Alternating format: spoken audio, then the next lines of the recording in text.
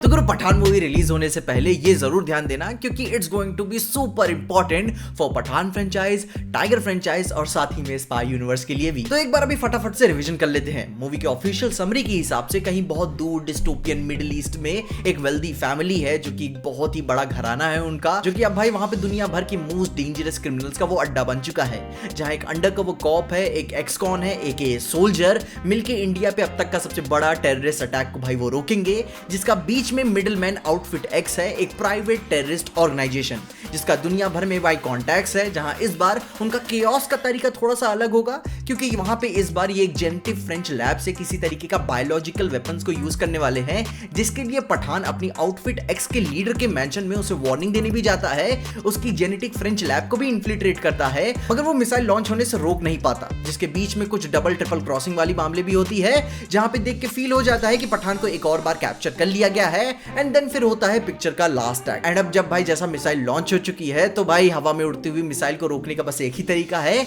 कि भाई उसे हवा में ही हैक कर लेना, जिसको समझने का बेस्ट एग्जांपल है 2011 की mission impossible ghost protocol movie का, भाई जहां पे वो भी मिसाइल हवा में लॉन्च हो चुकी होती है और पूरा एक बैड एस फाइट सीक्वेंस होता है और टॉम भैया एक बटन दबा के मिसाइल को फटने से रोक देते हैं एंड दुनिया को एक और बार बचा लेते हैं। अब देखो भाई ये एक थ्योरी है, मगर एक हवा में मिसाइल को रोकने का इससे अच्छा तरीका क्या हो सकता है। मगर अगेन एक बात हम भूल ही चुके हैं, एक छोटी सी मिसाइल भी पीछे से लॉन्च होती है, जहां पिछली बार वॉर में ऐसा हुआ था एसगार्ड शिप को उड़ाने के लिए, जहां इस बार इस मिसाइल का यूज अपनी दूसरी मिसाइल को अबॉर्ट करने के लिए किया जा सकता है या फिर किसी को उड़ाने के लिए किया जा सकता है। एंड अब गुरु इन्हीं सारी बातों के साथ तुम्हें ये बात भी ध्यान देनी है कि कुछ बहुत ज्यादा परफेक्शन है, नई चीज एक्सपेक्ट मत करना, क्योंकि सिद्धार्थ आनंद की मूवी होने के नाते अनफॉर्चुनेटली इसमें तुम्हें कई सारे वॉर मूवी की भी नोट्स याद आ जाएंगे, वो भी कई सारे मोमेंट्स पे, जहां पे ये बात कह सकते हो कि भाई don't fix things if it's not broken. मगर अपनी पिछली मूवी के कंपैरिजन में इन्होंने भाई अपने हैंड टू हैंड कॉम्बैट्स को काफी बेटर किया है, एसआरके जेन्युइनली कूल लगते हैं,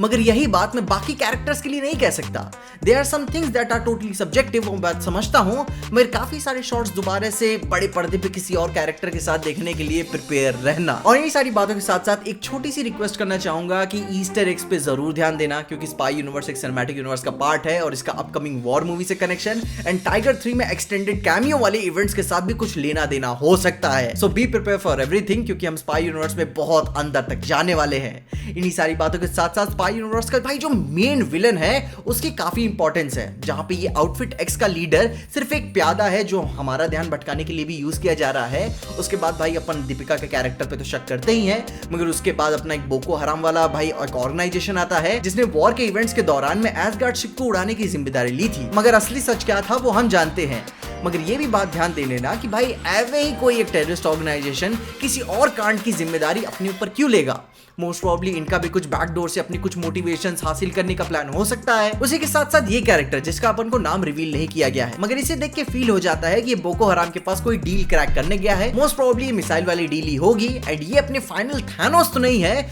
बल्कि यही बंदा अपने भाई उस ऑर्गेनाइजेशन को लीड कर सकता है जो आउटफिट एक्स को ये कॉन्ट्रैक्ट दे रहा है केओस करने के लिए। एंड उसके ऊपर से सबसे इंपॉर्टेंट बात, अपने टाइगर 3 का मेन विलन के बारे में भी अपन को कब का रिवील कर दिया गया है, जो कि अपने लिप डिस्ट्रॉयर इमरान हाशमी है, जिनका टाइगर 3 में कैरेक्टर एक आईएसआई एजेंट जमाल फतेह मीर होने वाला है, ऑल्सो नोन एज लायन। सो ये भी कंसर्न्स को नजरअंदाज नहीं किया जा सकता, क्योंकि पठान के ठीक बाद ही टाइगर 3 आने वाली है एंड अगर कुछ अच्छा कनेक्शन बैठा सकते हैं तो इससे अच्छा और मौका नहीं होगा। तो वो काफी सारे विलन्स की बातें हो गई, तुम अपनी ओपिनियंस बताओ कि भाई असली कुल का कुंडा तुमको इनमें से कौन लगता है एंड स्पाई यूनिवर्स के असली थैनोस कौन होगा। अपनी ओपिनियंस में कमेंट्स जरूर बताना, और हाँ अगर अब तक मूवी देख लिया तो वो भी बताना कि कैसी लगी। उसी सारी बातों के साथ साथ अपन ने एंटमैन एंड द वॉस्प क्वांटमनी के ऊपर बात की है, जहां मेरी वाली वीडियो जरूर चेकआउट करना, तुम्हें सारी इन्फॉर्मेशन मिल जाएगी। मगर तब तक के लिए देखते रहिए पीजे एक्सप्लेन।